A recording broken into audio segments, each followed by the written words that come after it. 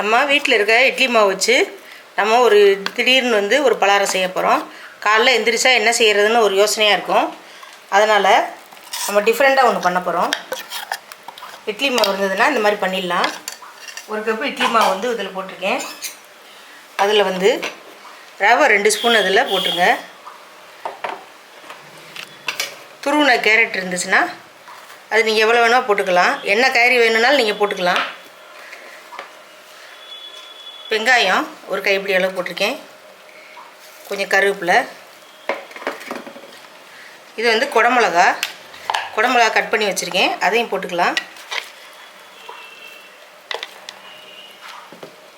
தேங்காய் துருவி வச்சுருக்கேன், அதை ஒரு ஸ்பூன் போட்டுக்கோங்க. இது எல்லாத்தையும் போட்டு நல்லா கிளறிடணும். அதில் நம்ம கொஞ்சோண்டு தக்காளி ஜூஸ் போட்டுக்கலாம். ஒரு தக்காளி இந்த மாதிரி இது பண்ணி வச்சுருக்கேன் நைஸாக. எல்லாத்தையும் போட்டு நல்லா கிளறிடுங்க.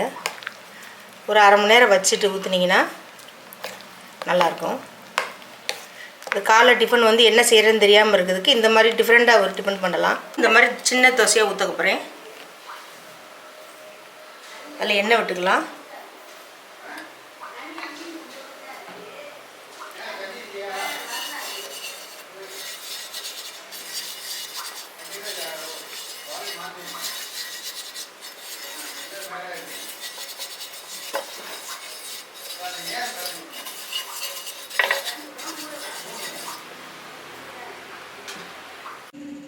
இப்போ மாவை கலந்து ஒரு அரை மணி நேரம் ஆயிடுச்சு.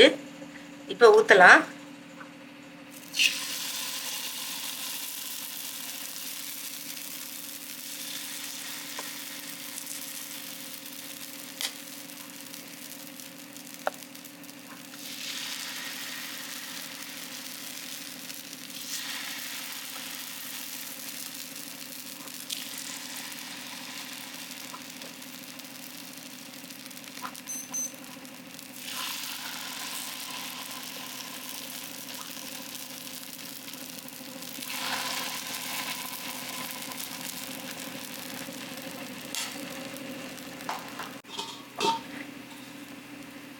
இப்போ இதை மூடி வச்சிடலாம். இப்போ திறந்து பார்க்கலாம். பாருங்கள், நல்லா வெந்துருச்சு. திருப்பி போட்டுக்கலாம். பாருங்கள், சூப்பராக வந்திருக்கு. இது டக்குன்னு பண்ணிடலாம். காலைல என்னடா செய்யலான்னு தோணும். அதுக்கு இந்த மாதிரி பண்ணிட்டீங்கன்னா டிஃப்ரெண்ட்டாக இருக்கும். ஒரு தேங்காய் சட்னி வச்சுக்கிட்டிங்கன்னா டேஸ்ட்டாக இருக்கும். நம்ம சேனலை எல்லோரும் சப்ஸ்கிரைப் பண்ணுங்கள்.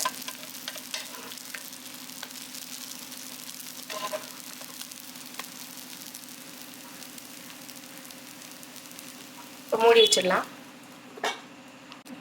இப்போ திறந்து பார்க்கலாம். பாருங்கள், சூப்பராக ரெடி ஆயிடுச்சு.